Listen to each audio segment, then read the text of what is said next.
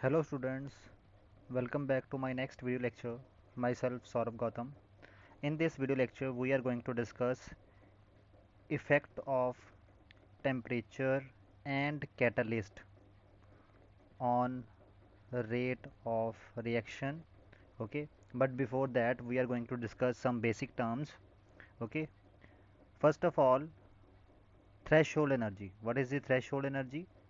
The minimum energy which the colliding molecules must have in order that the collision between them may be effective is called as the threshold energy. मान लो A plus B are going to give AB.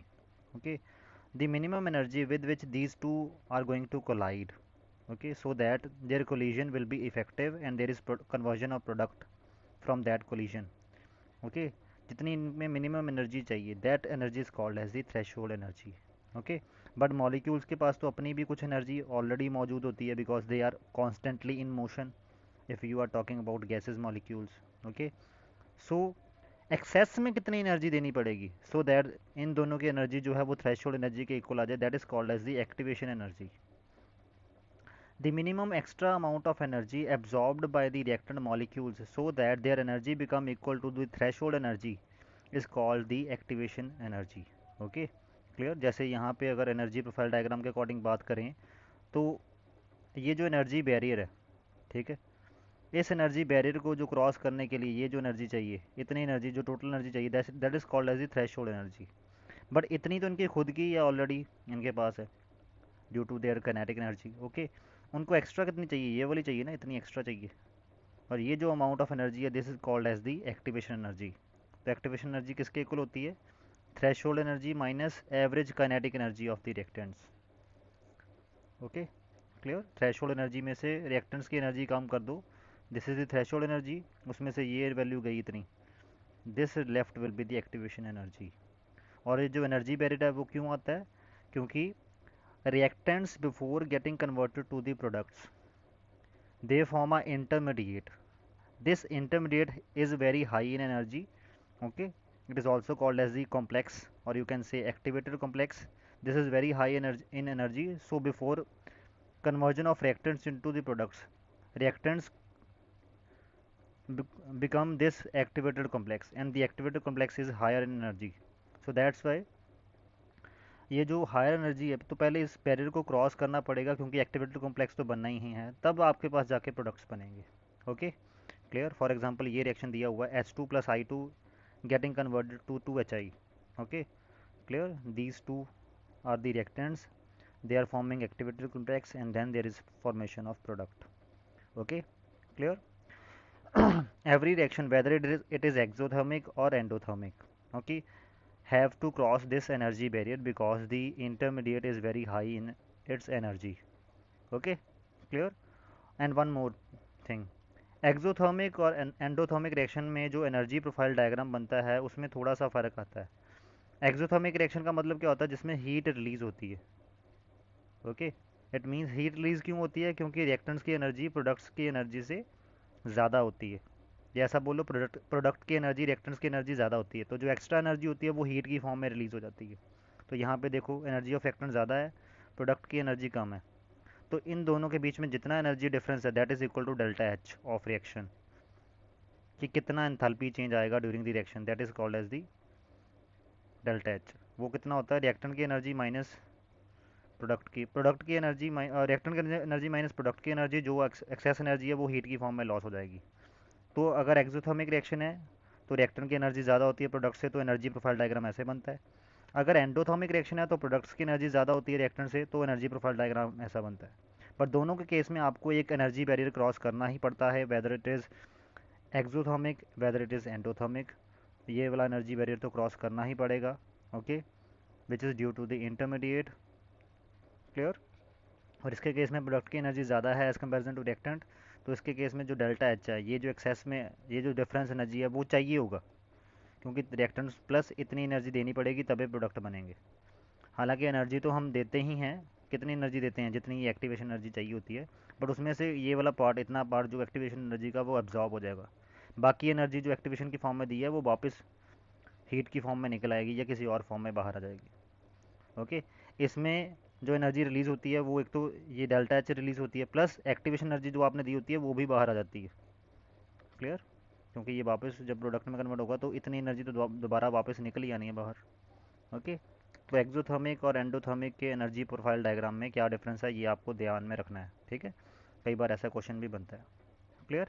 ये तो बात होगी ऐसे reactions की जिनमें एक intermediate बनता है, तो इनमें एक आपके पास एनर्जी बैरियर आएगा। अगर ऐसा रिएक्शन हो जो दो या दो से ज़्यादा स्टेप्स में हो रहा हो, ठीक है, for example there is a reaction in which A to C conversion will take place, but A to C direct conversion नहीं होती, पहले ए से बी बनता है फिर बी से सी बनता है।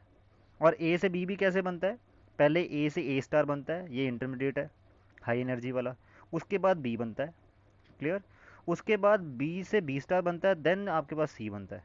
तो इट मीन्स अब यहाँ पे टू इंटरमीडिएट्स है, तो it means two energy barrier रहेंगे, पहले ए से ए स्टार बनेगा, ओके, फिर ए स्टार से बी बन जाएगा which will be low in energy, okay, clear, then B से बी स्टार बनेगा like this, okay, clear, then there is conversion into C. Okay, ये सी ऊपर आएगा, ए से कम कम एनर्जी वाला होगा कि ज़्यादा एनर्जी वाला होगा, वो डिपेंड करता है कि प्रोडक्ट की एनर्जी ज़्यादा है कि कम है, उसके अकॉर्डिंग एक्सोथर्मिक और एंडोथर्मिक हो जाएगा। Clear?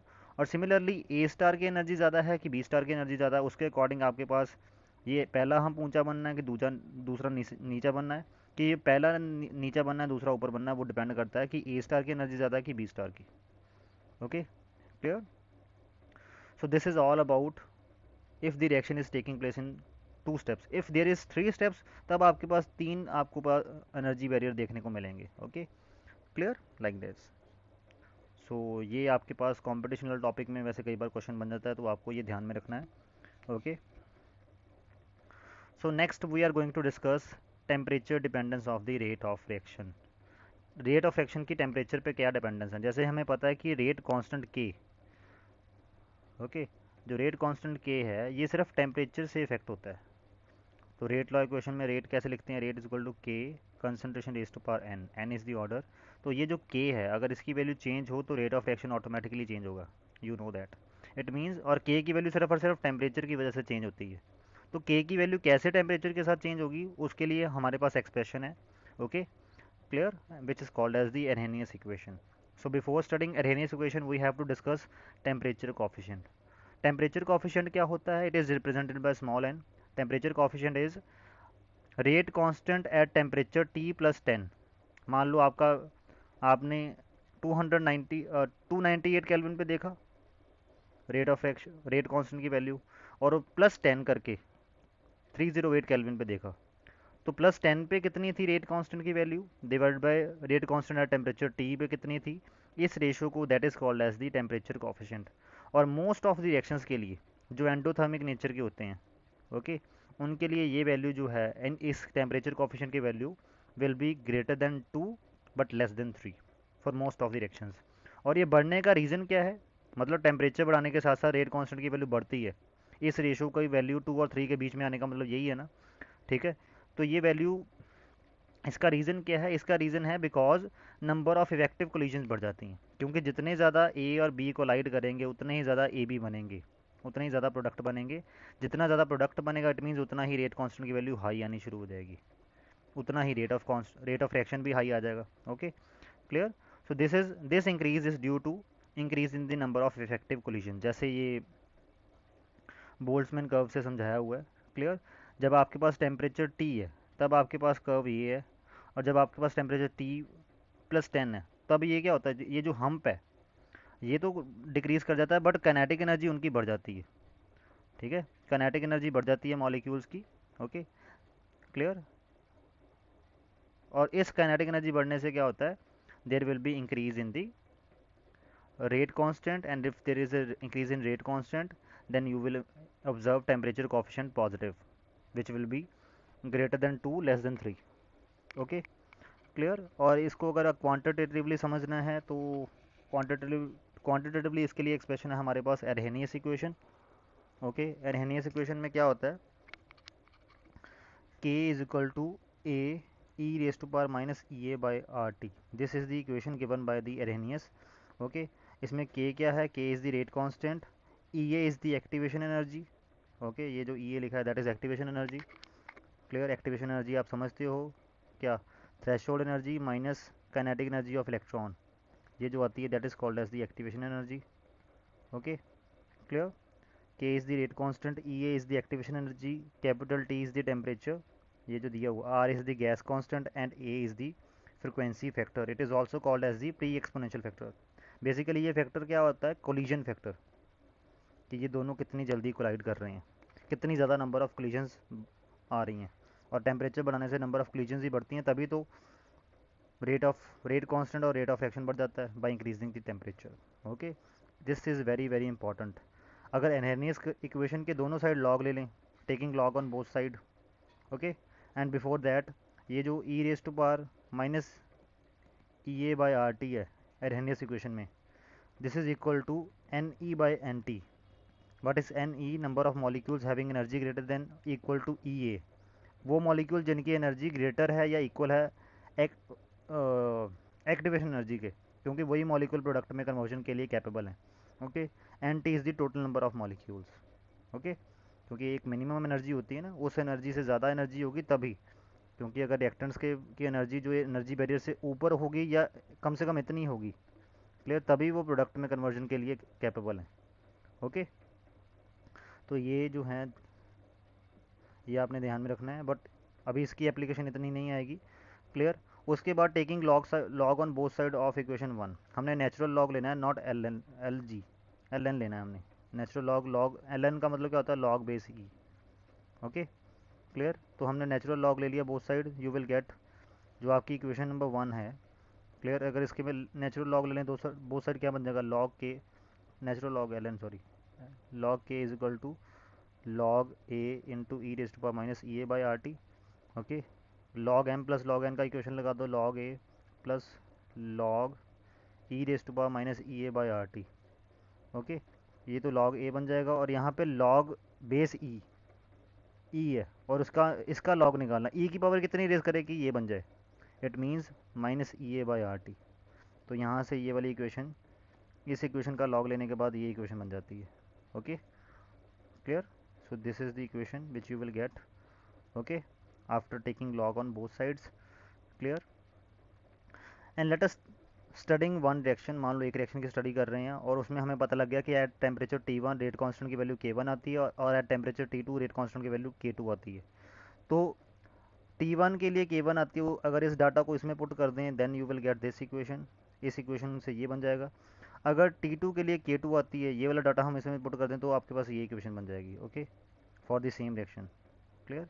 log K1 is equal to log A minus E A by R T1, log K2 is equal to log A minus E A by R T2। Okay, और 3 में से अगर 2 को subtract कर दें, what happen if we subtract 3 from 2, तो you will get log K2 minus log K1 equal to minus E A by R T2 plus E A by R T1। Okay, इसको solve करके देखना। Clear. और इसको solve करोगे you will get this. और अगर इस लॉग से नेचुरल लॉग में जाना है, तो you know that log K2 by K1 is equal to 2.303 log K2 by K1। Okay, ये वैल्यू पुट कर दोगे, और ये 2.303 इधर आके डिवाइड हो जाएगा, you will get this expression. इसमें जो लॉग है वो बेस 10 वाला है, इसमें जो लॉग है वो लॉग बेस ई वाला है। ओके, इसको ड्राइव कर लेना, ईजी है। Clear. And one more thing, अगर इस इक्वेशन की आपने ग्राफ ड्रॉ करना है, ठीक है, क्लियर, इस इक्वेशन को थोड़ा सा मॉडिफाई कर लेते हैं, लेट अस से इसको थोड़ा मॉडिफाइड कैसे करेंगे, लॉग बेस 10 कर देते हैं, लॉग के, ठीक है, कैसे होगा, 2.303 से मल्टीप्लाई कर दिया, इधर भी लॉग ए, इधर भी 2.303 से मल्टीप्लाई होगा, minus E A by R T, और दोनों साइड 2.303 से डिवाइड कर दें, तो क्या बन जाएगा, लॉग के is equal to log A minus E A by 2.303 R T. ठीक है, ये 1/t। क्लियर। इसको y equal to C plus M X से कंपेयर करो, तो log k वर्सेज 1/t का ग्राफ कैसा आएगा, that will be like this with negative slope. Clear. और स्लोप की वैल्यू क्या होगी, माइनस ये बाय 2.303 आर, और जो ये इंटरसेप्ट है this will be equal to the log a। Okay, तो ऐसे आपके पास इंटरसेप्ट से log a की वैल्यू निकल आएगी जब आप log k वर्सेस t का ग्राफ 1/t का ग्राफ प्लॉट करोगे, और स्लोप से आपके पास minus E A by 2.303 R की वैल्यू निकल आएगी। आर आपको पता ही है, ये भी पता है, उससे आप ई की वैल्यू निकाल सकते हो। तो ऐसे आप एरेनियस इक्वेशन का यूज़ करके फ्रिक्वेंसी फैक्टर ए की वैल्यू निकाल सकते हो, और साथ में आप ई ए की वैल्यू निकाल सकते हो। ओके, एक्टिवेशन एनर्जी की वैल्यू निकाल सकते हो। Okay clear. तो टेम्परेचर डिपेंडेंस ये आ गई आपके पास। Okay clear. Now we will do some questions based on this Arrhenius equation, which is very important. Question is the first order rate constant for the decomposition of ethyl iodide by the reaction. This reaction is this. Activation energy is given. Okay, and rate constant is also given. Okay, calculate the rate constant for the reaction at 700 Kelvin. 600 Kelvin पे rate constant की value ये आ गई है। Clear. 700 kelvin पे rate constant की value क्या होगी वो निकालनी है। रिएक्शन की एक्टिवेशन एनर्जी ये है। एक्टिवेशन एनर्जी पे कोई इफेक्ट नहीं पड़ता टेम्परेचर से, वो वही रहेगी। Okay clear. एक्टिवेशन एनर्जी को अगर इफेक्ट करना हो तो आपको कैटलिस्ट डालना पड़ता है। Clear. Now back to the question. T1 600 kelvin पे आपके पास रेट कांस्टेंट की वैल्यू ये है। 700 केल्विन पे क्या है वो निकालनी है। एक्टिवेशन एनर्जी गिवन है, तो यहाँ से आपने एरेनियस इक्वेशन लगा दी ये वाली। क्लियर। जिसमें लॉग में कन्वर्ट कर दिया था आपने उस इक्वेशन को। तो ये इक्वेशन में वैल्यू पुट कर दो। क्लियर। आपके पास अननोन क्या है, यू हैव अननोन K2, बाकी सारा तो नोन ही है। वो वैल्यूज पुट कर दो, you will get your answer. K2 की वैल्यू ये आ जाएगी। Okay clear. Similarly now next question. Rate constant K for reaction varies with temperature according to this equation. Okay this we know. Constant ये कौन सा constant है, log A। Clear. where EA is the activation energy of the reaction. When a graph is plotted log K versus 1/T, a straight line with slope कितनी आ रही है -6670, okay, is obtained. Calculate the energy of activation for this reaction. EA निकालना है। जो slope है वो यही होती है ना, -EA/2.303 R। इसकी वैल्यू कितनी आ रही है -6670। ओके तो यहाँ से EA की वैल्यू निकाल लो, वही तो निकालना है। Calculate energy of activation for this reaction. Okay EA निकल गया। Clear, that's it. तो EA विल बी दिस। और इसके यूनिट्स क्या होंगे, ये के एक्टिवेशन एनर्जी के यूनिट्स क्या होते हैं। अगर आप एनर्जी के यूनिट्स क्या होते हैं, जाउल होते हैं ना। क्लियर। और उसके बाद अगर आर आपने आर में आपके पास जो आर है उसके यूनिट क्या होते हैं, एटमॉस्फेयर लीटर पर मोल पर केल्विन। तो यहाँ से पर मोल आएगा, तो जाउल पर मोल। ये का आंसर जो आएगा दैट विल बी जाउल पर मोल। ओके, एक मोल के लिए ये की वैल्यू ये है। क्लियर, ठीक। तो this will be the units. Okay, क्योंकि यहाँ पे देखो केल्विन कट जाएगा। क्लियर, जाउल और पर मोल रह जाएगा। Okay clear. Question number third. The rate constant for a reaction increased by 5% when the temperature of the reaction is increased by from 300 to 301 Kelvin. अगर 300 से 301 Kelvin करें तो रेट कांस्टेंट के जो है उसमें 5% का इंक्रीज देखने को मिलता है। ओके, और जो इक्विलिब्रियम कांस्टेंट है, इक्विलिब्रियम कांस्टेंट आपको पता ही है, A plus B is giving C plus D and this reaction is in equilibrium. और इस इक्विलिब्रियम कांस्टेंट कैसे निकलता है, concentration of product divided by concentration of reactants. Okay, equilibrium constant is increase by 2%, और टेम्परेचर बढ़ाने से equilibrium constant भी बढ़ा, that is by 2%। Okay clear. Calculate the energy for activation energy for the forward reaction and as well as for the backward reaction. देखो activation energy for forward reaction क्या होगी, अगर ये reaction reactants की energy है तो forward reaction के लिए करवाने के लिए आपको इतनी एनर्जी और चाहिए।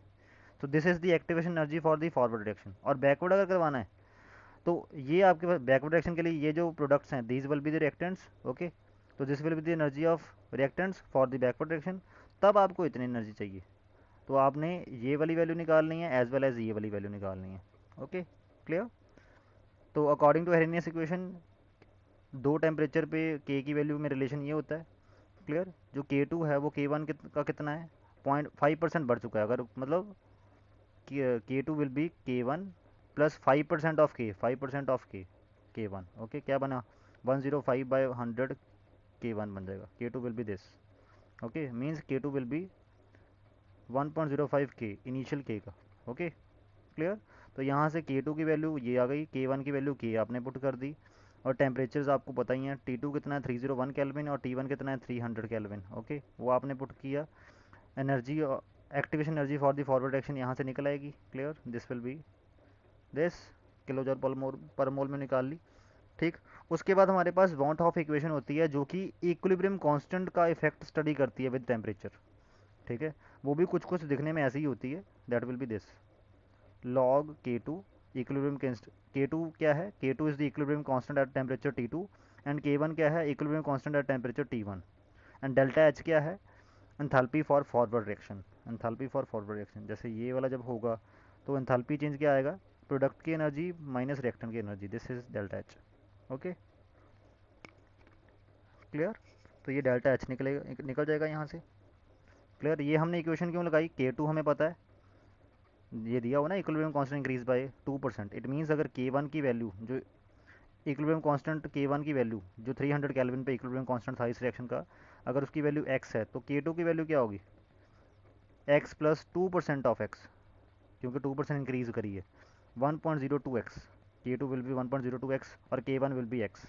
ठीक है, तो ये x है तो ये 1.02x है। ठीक है, और T2 कितना है 301, ये T1 कितना है 300। Okay clear. तो ये वैल्यूज आपने पुट कर दी, क्लियर, लाइक दिस। ओके, तो ये वैल्यूज पुट कर दी आपने, यहाँ से आप डेल्टा एच निकाल लोगे, ये डेल्टा एच निकल आएगा। Clear. Delta H for reaction will be this. Clear. और अब आपने बैकवर्ड रिएक्शन के लिए जो एक्टिवेशन एनर्जी की वैल्यू कितनी है वो ये है। क्लियर। हमें दिख रहा है कि this plus this delta H is equal to this energy for the forward reaction. Activation energy for the forward reaction आपको पता है, उसमें से डेल्टा एच की वैल्यू सब्ट्रैक्ट कर दो, आपके पास ये वैल्यू आ जाएगी, क्योंकि हमें डायग्राम से पता लग रहा है।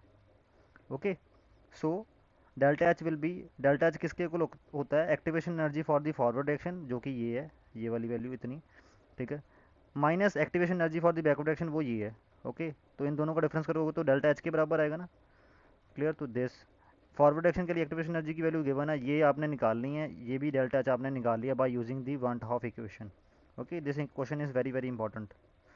तो डेल्टा एच की वैल्यू पुट कर दी, एनर्जी फॉर फॉरवर्ड रिएक्शन आपने पुट कर दी, energy for backward reaction, activation energy for backward reaction की value, this is the value. Okay students, and this question is very very important. Got it. तो अच्छे से कर लेना इस क्वेश्चन को, you can click the screenshot also.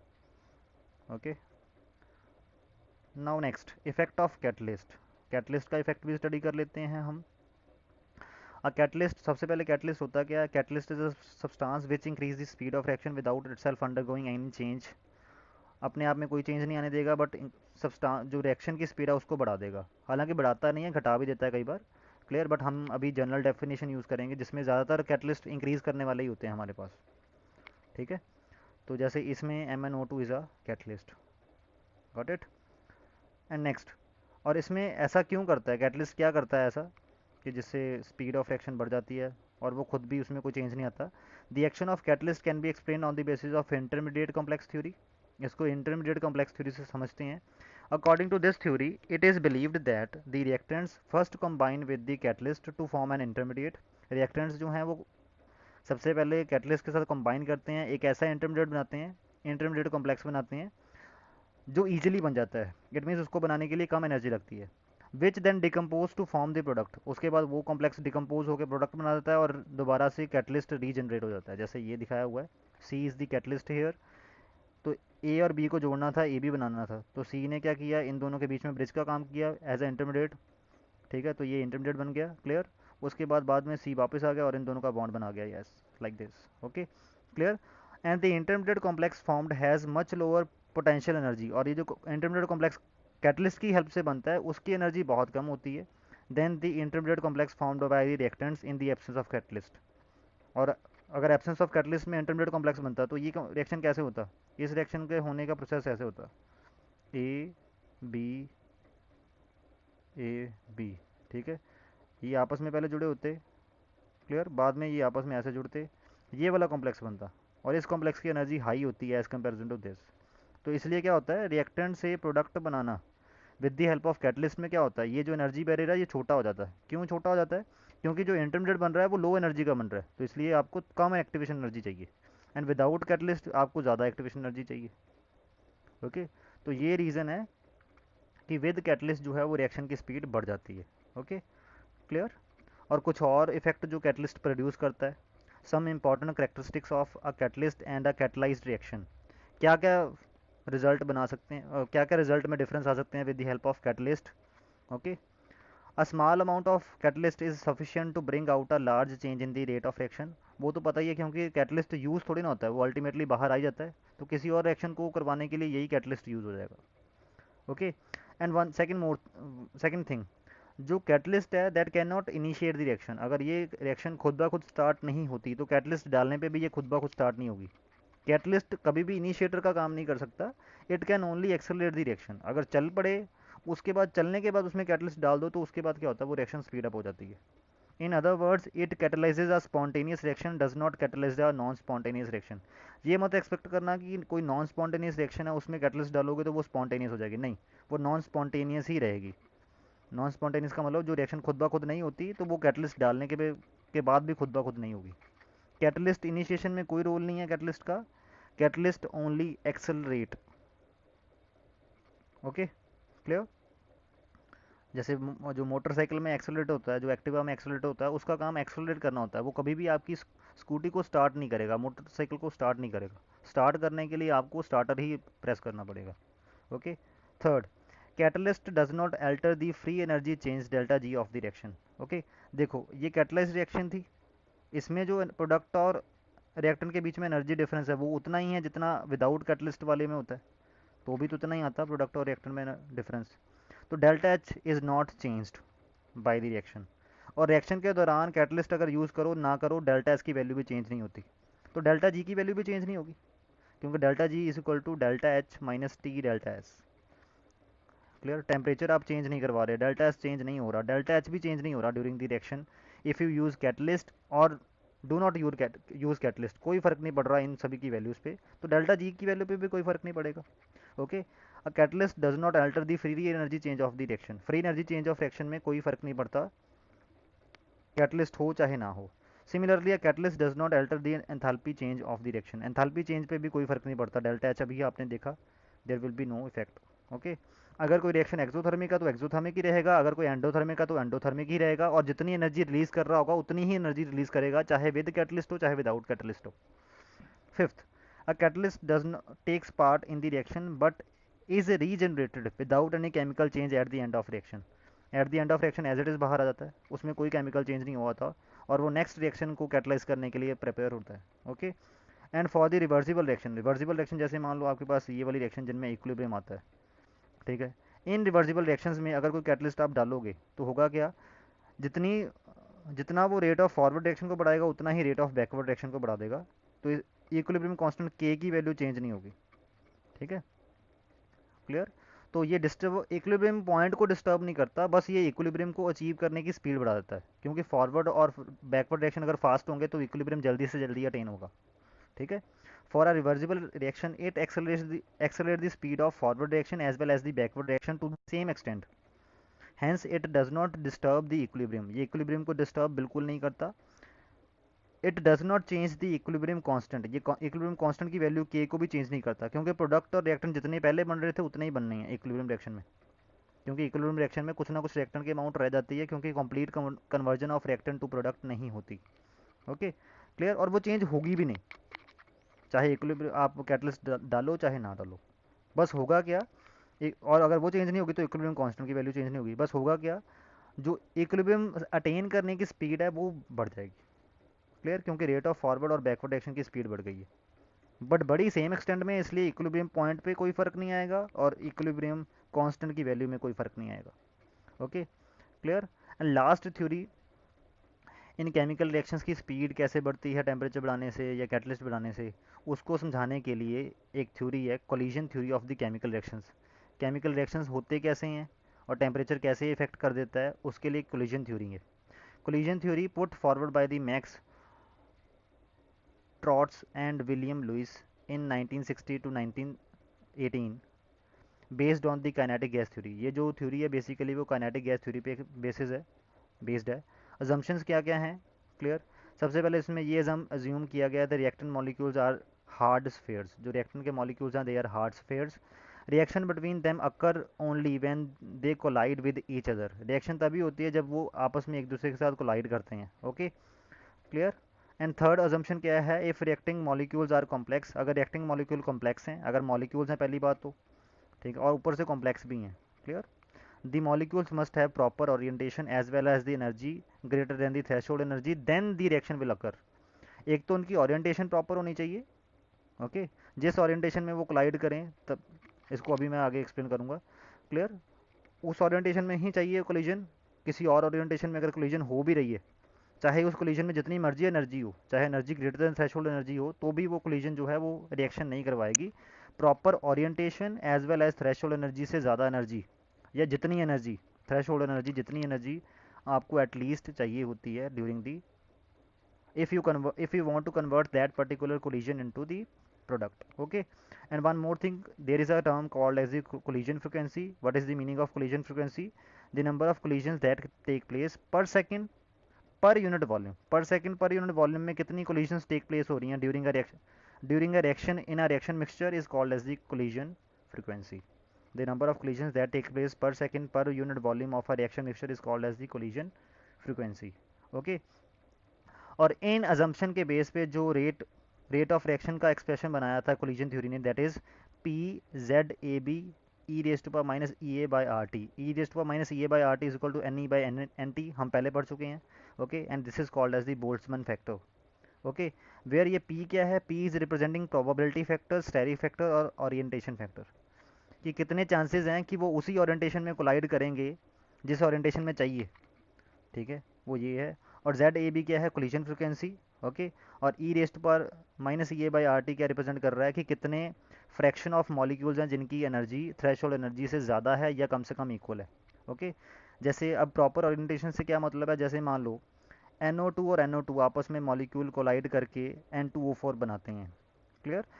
अगर इन दोनों की कोलिजन की एनर्जी जो है वो थ्रेशोल्ड एनर्जी से ज़्यादा हो, प्लस उनकी ओरिएंटेशन ऐसे ही हो और वो ऐसे कोलाइड करें, तब तो आपके पास there is formation of product N2O4। But अगर मान लो एक की ओरिएंटेशन ऐसी है या दूसरे की ओरिएंटेशन ऐसी है, इनकी ओरिएंटेशन प्रॉपर नहीं है, एनर्जी चाहे आपने थ्रेशोल्ड एनर्जी से ज़्यादा दे रखी है इनको, अगर ये अब टकरा भी जाएंगे ऐसे इस ओरिएंटेशन में, तो भी क्या होगा? तब तो भी ये जुड़ के N2O4 थोड़ा बना देंगे, product will be not formed. Okay, तो भी ये क्या होगा? कोलिजन के बाद ये दोबारा एज इट इज़ ही सेपरेट हो जाएंगे जैसे पहले थे। Clear?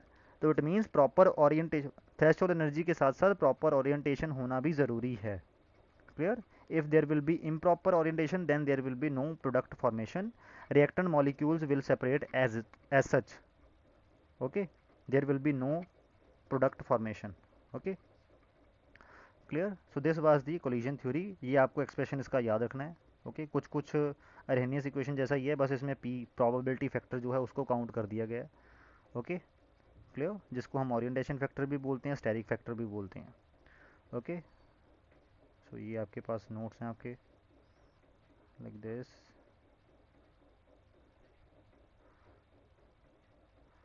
So okay students, we will meet in the next video. Till then, thank you.